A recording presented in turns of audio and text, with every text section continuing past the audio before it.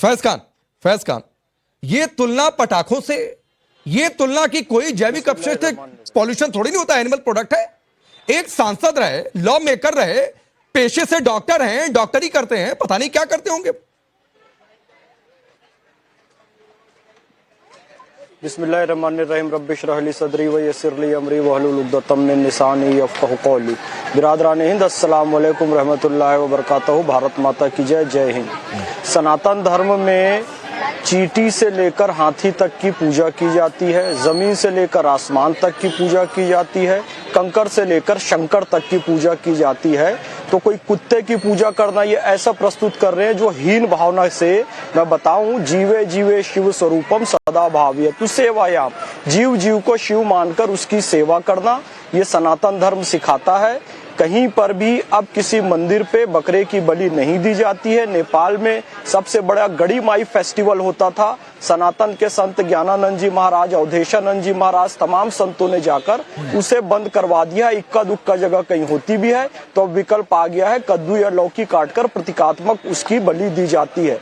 दूसरी बात मैं बताना चाहता हूँ कि यहाँ पर जो बात हुई एसटी हसन साहब की, इतने बड़े डॉक्टर हैं, जानकार हैं, मैं बताऊं, इस्लाम में खून खाना या पीना सख्त मना है, हराम है। और सुअर का मांस खाने इसलिए मना किया जाता है कि सुअर के मांस को कितना ही धो लो, उसके रेशों से ब्लड नहीं जाता है, तो ब्लड जिस्म में नहीं जाना चाहिए, इतना ब्लड को हराम माना गया है खाना। और बकरे का ब्लड यदि कट के नदियों में जाता है, बहता है, और ये कह रहे हैं इससे प्रदूषण नहीं होता है, तो इनको इस्लाम का भी ज्ञान नहीं है और इनको वैज्ञानिक किसी भी तरह का कोई ज्ञान नहीं है। डॉक्टर बने बैठे, मैं क्षमा चाहूंगा, कैसे इलाज करते होंगे? क्या वो बकरे को काटकर उसका रक्त अपने पानी पीने के मटके में डाल सकते हैं? वो हड्डियां, वो छिछड़ा क्या पानी पीने के मटके में डाल सकते हैं? क्या उससे प्रदूषण नहीं होगा? अरे कहीं ब्लड पड़ा रहे, थोड़ा सा भी बदबू वहां से आने लगती है, वहां पर कीड़े लग जाते हैं, वहां पर गंदगी उठने लग जाती है, इसमें मतलब इनको इतना भी ज्ञान नहीं है। मुझे अफसोस की बात है, मैं बारंबार कह रहा हूं कि कुर्बानी का त्योहार मूल तो है पुत्र मोह की कुर्बानी, अहंकार की कुर्बानी, मद की कुर्बानी, लोभ की कुर्बानी, ये है।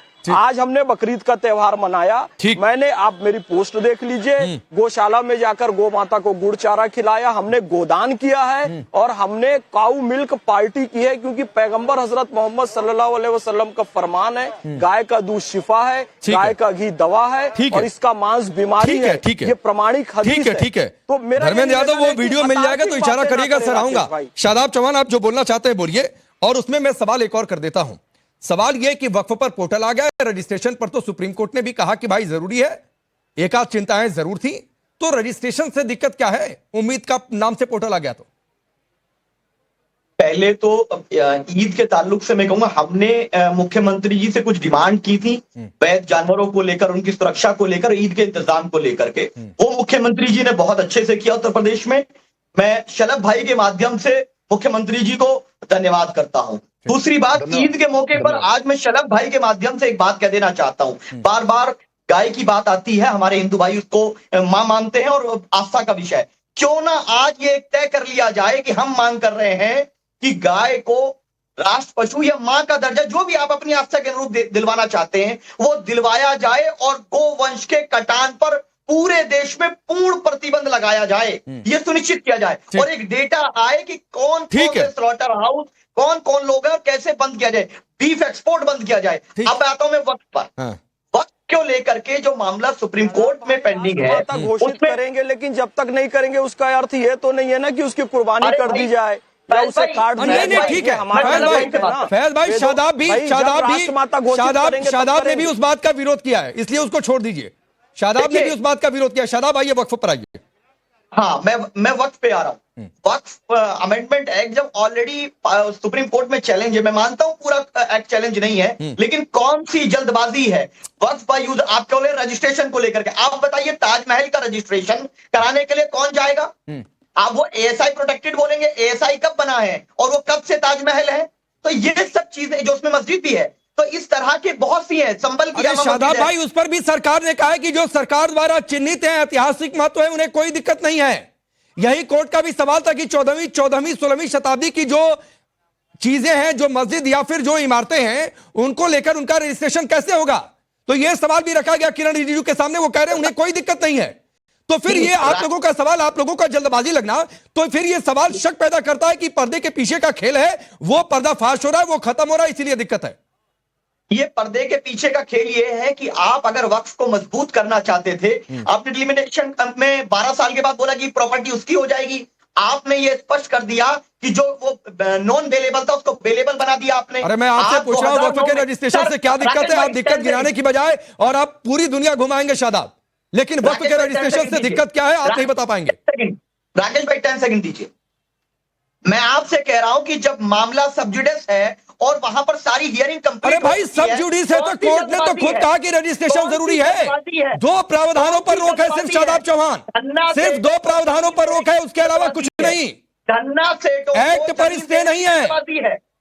धन्ना सेठों को जमीन देने की जल्दबाजी फिर वही बात है। चलिए धर्मेंद्र यादव आप कुछ बोलना चाह रहे हैं, बोलिए। अरे भाई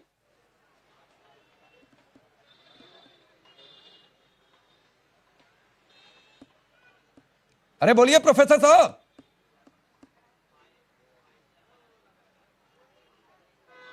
देखिए यही दिक्कत है, म्यूट अनम्यूट करना भूल जाते हैं आप, बोलिए।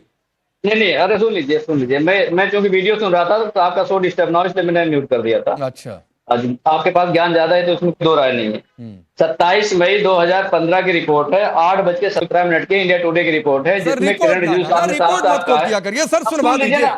रिपोर्ट ने क्या सुनकर क्या बोला ये नहीं होता है सर। रिपोर्ट मत कोट करिए भाई। रिपोर्ट कितनी फेक हो जाती है आगे चलकर, तो मैं उधर नहीं जाना चाहता हूं। मैंने पहले ही कहा था कि या तो वीडियो है तो सुनवा दीजिए, रिपोर्ट ना। मैं रिपोर्ट नहीं सुनूंगा, मैं रिपोर्ट नहीं सुनूंगा धर्मेंद्र यादव। मैं आपकी रिपोर्ट खारिज करता हूं। इससे कि कौन सी रिपोर्ट कब कहां फेक हो जाए मैं नहीं मान सकता हूं। या तो वीडियो बाइट सुनवा दीजिए, हालांकि आजकल उसमें भी बहुत सारे झोल आने लगे हैं। नहीं, इंडिया टुडे की रिपोर्ट आप नहीं प्लीज ना, प्लीज नहीं धर्मेंद्र भाई, मैं नहीं सुनूंगा। मैंने पहले कह दिया नहीं सुनूंगा, मतलब नहीं सुनूंगा। शलमड़ी ये रिपोर्ट आगे पता नहीं फेक हो जाता है। ऐसे ही सिंदूर को लेकर इन्होंने कहा बहुत सारी बातें कि सिंदूर बट रहा है, सिंदूर बट रहा है। बोलिए शलमड़ी। देखिए अगर सारी रिपोर्ट सही होती तो फैक्ट चेक क्यों चलता है? अगर सारी रिपोर्ट्स को सुनिए धर्मेंद्र भाई, सुन लीजिए। अरे सुन लीजिए, अरे सुनिए प्रोफेसर साहब, सुन लीजिए। अगर सारी रिपोर्ट सारी खबरें सही होती जो पोर्टल्स पे हैं। रोकिए राकेश भाई, अरे रुकिए भाई, रुकिए मैं बता। धर्मेंद्र भाई सुनिए, ऐसे नहीं होता है। मैंने कहा था कि बाइट है तो सुनवा दीजिए। कई सारी रिपोर्ट, अब आप शलमड़ी को सुनिए, तो बाइट है तो सुनवाना चाहिए था ना प्रोफेसर साहब। अगर सारी रिपोर्ट सारी न्यूज इसी प्रकार से सही होती तो फैक्ट चेक का जो कॉन्सेप्ट नहीं आया होता। फैक्ट चेक में मालूम चला कि बहुत सारे जो रिपोर्ट्स होती है उनको तो गुमराह करने के लिए बनाया जाता है, उनको एडिट किया जाता है, उनमें बहुत सारे खेल किए जाते हैं, बहुत सारी चीजें होती हैं। उसको लेकर अगर आप चलना चाहते हैं आप चलिए, आपका अपना वजह हो सकती है, पर इस देश के लोग जानते हैं कौन क्या बोलता है, किसकी क्या विचारधारा है। रही बात, देखिए राकेश भाई, आपने वक्त को लेकर बात की, मैं सिर्फ इतना कहना चाहता हूँ कि अभी देखिए शादाब चौहान जी ने हमारी उत्तर प्रदेश की माननीय योगी जी की सरकार की प्रशंसा की।